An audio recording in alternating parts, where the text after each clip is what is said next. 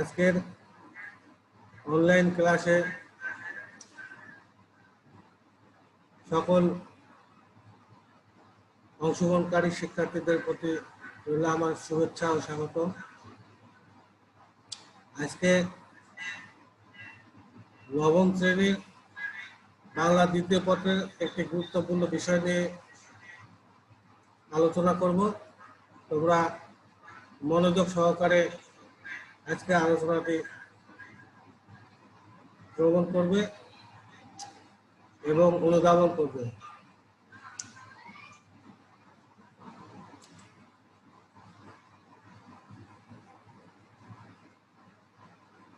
সকলকে আজকে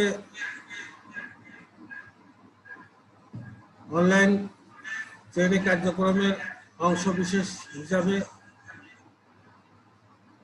online class তোমাদের সকলকে স্বাগতম।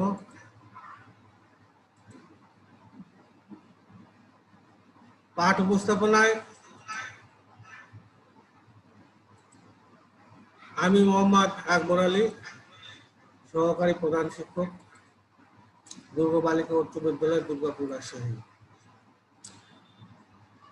আজকের বিষয় বাংলা ব্যাকরণ নির্মিতি, নবম শ্রেণী, অধ্যায় পঞ্চম, প্রথম পরিচ্ছেদ।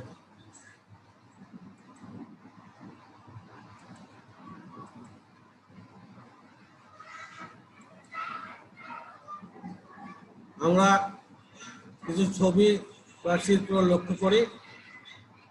এখানে একটি বাঘের ছবি দেওয়া আছে, এখানে রাখাল এবং কিছু গরু ছবি দেওয়া আছে। এখানে বাঘ বনে থাকে, রাখাল বাঁশি বাজাচ্ছে। আজকের পাঠের বিষয় বাক্য।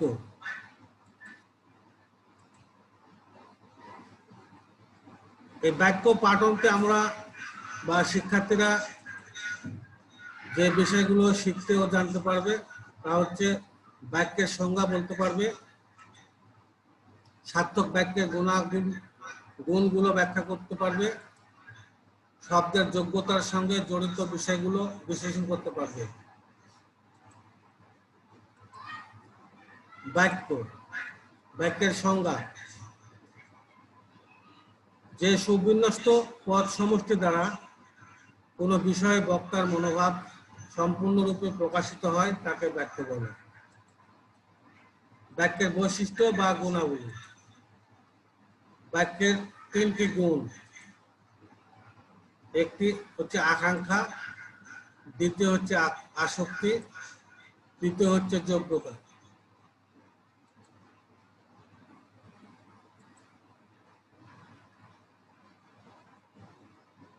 আসক্তি সংজ্ঞা: বাক্যের অর্থ পরিষ্কারভাবে বোঝার জন্য এক পদের পর অন্য পদ শোনার যে ইচ্ছা বা আগ্রহ, তাই হচ্ছে আকাঙ্ক্ষা। যেমন ছেলেটি শাপলা ফুল, এরপরে কিছু জানার আকাঙ্ক্ষা থেকে যায়, তো এই আকাঙ্ক্ষাটাই হচ্ছে আসক্তি। তো ছেলেটি শাপলা ফুল, এই বাক্যটি সম্পূর্ণভাবে প্রকাশ করতে হলে ছেলেটি শাপলা ফুল তুলছে পরিপূর্ণভাবে প্রকাশিত হয়। যেহেতু ছেলেটি শাপলা ফুলের পরে আর শব্দ ব্যবহার করা হয় নাই, সেহেতু জানার শাপলা ফুল কি করবে বা কি করছে বা কোথায় কি হবে, কি কাজে লাগবে ইত্যাদি জানার যে আগ্রহ বা ইচ্ছা, বা এটাই হচ্ছে আকাঙ্ক্ষা।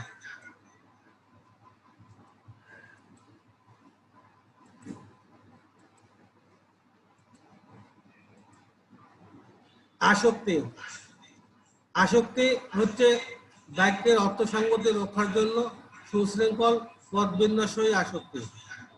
যেমন কালে ফোটে কদম বর্ষা ফুল, এখানে এই বাক্যের যে পদগুলো ব্যবহার হচ্ছে পদগুলো এলোমেলো ভাবে সাজানো আছে, কালে ফোটে কদম বর্ষা ফুল। এই পদগুলো এলোমেলো ভাবে সাজানোর কারণে বাক্যটা অর্থপূর্ণ হয় নাই। যেহেতু বাক্যটা পরিপূর্ণভাবে অর্থ প্রকাশ করতে হলে এইভাবে সাজাতে হবে।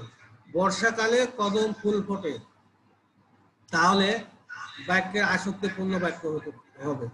নচেত এই এলোমেলো ভাবে পদগুলো ব্যবহার করলে বাক্য পরিপূর্ণ বাক্য গঠিত হবে না এবং অর্থ সংগতি রক্ষা পাবে না। তাই বাক্যের অর্থ সংগতি রক্ষার জন্য সুশৃঙ্খল পদ বিন্যাসই আসক্তি।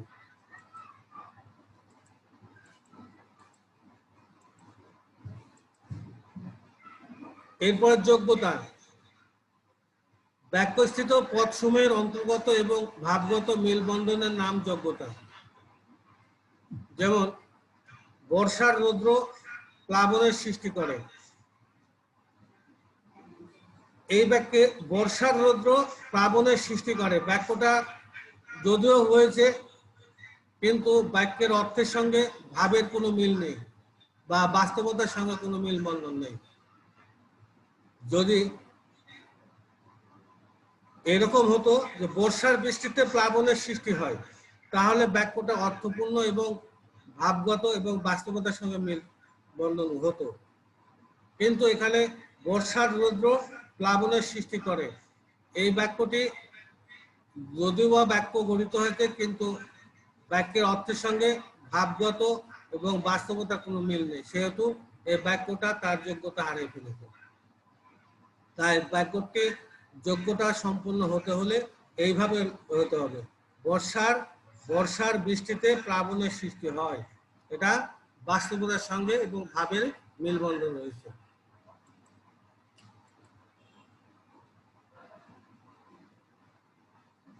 এরপরে আসি শব্দের যোগ্যতার সঙ্গে জড়িত বিষয়সমূহ।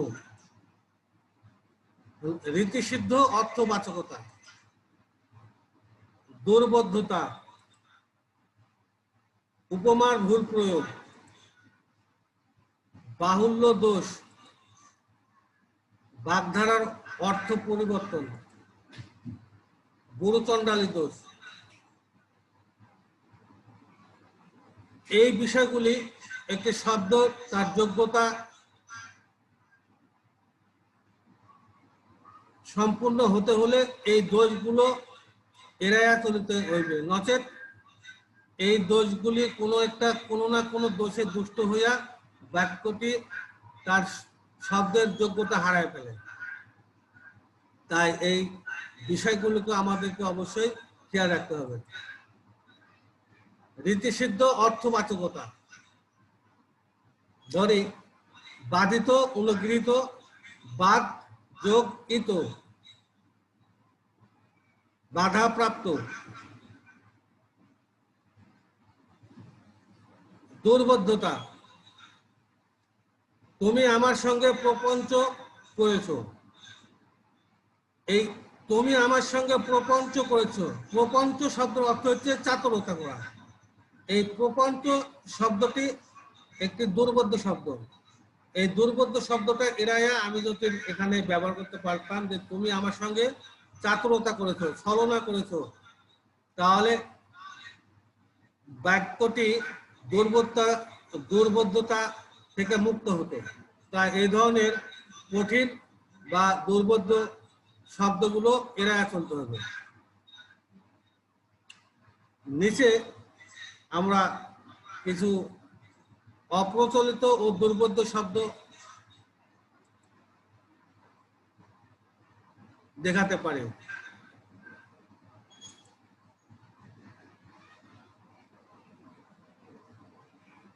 এখানে বাক্য দরখাস্ত খানা গ্রহণ করিত বাধিত করবেন। শব্দ রীতিশুদ্ধ অর্থ প্রকৃতি যোগ প্রত্যয়, প্রকৃতি ও প্রত্যয়জাত অর্থ বাধিত, অনুগৃহীত, বাধাপ্রাপ্ত। উপমার ভুল প্রয়োগ, আমার হৃদয় মন্দিরে আশার বীজ উক্ত হইল। এখানে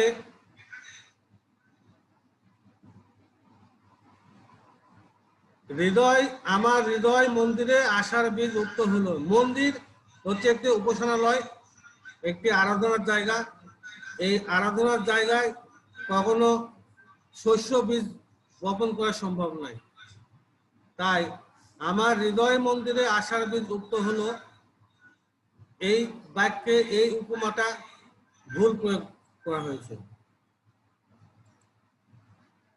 বাহুল্য দোষ, বাগধারার ভুল প্রয়োগ, গুরুচণ্ডালী দোষ, বাগধারার ভুল প্রয়োগ, অরণ্যে রোদন, অন্যায় আবদার নিয়ে অরণ্যে রোদন। এই অরণ্যে রোদন, অরণ্য শব্দের অর্থ হচ্ছে বনে বা জঙ্গলে। অন্যায় আবদার নিয়ে বনে ক্রন্দন করে কোনো লাভ নেই। তো এখানে অরণ্যে রোদন এই শব্দটা ব্যবহার করায় বাগধারার ভুল প্রয়োগ করেছে। গুরুচণ্ডালী দোষ হচ্ছে একটি বাক্যে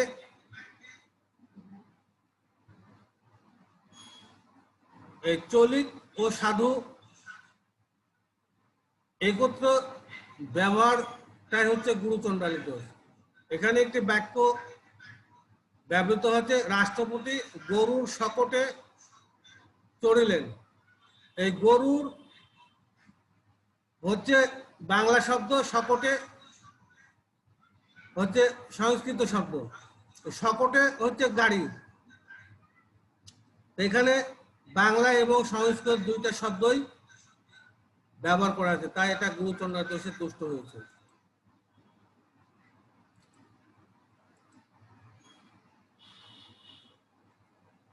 এখন আসি, একটি সাক্ষ্য বাক্য হতে হলে কি কি গুণ থাকা আবশ্যক।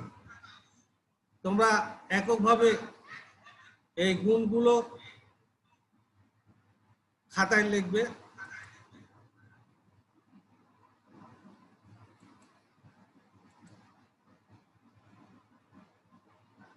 তোমরা জোড়ায় জোড়ায় বসে এই কাজগুলো সমাধান করবে। বাক্যের যোগ্যতার সঙ্গে জড়িত বিষয়গুলো ব্যাখ্যা করো। একটি সার্থক বাক্য হতে হলে বা একটি যোগ্যতা সম্পন্ন বাক্য হলে তার সঙ্গে যে বিষয়গুলো রয়েছে সেই বিষয়গুলো আলোচনা করো।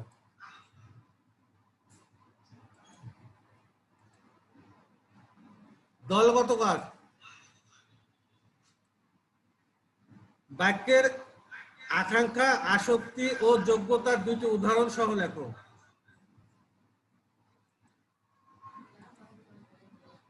বাড়ির কাজ,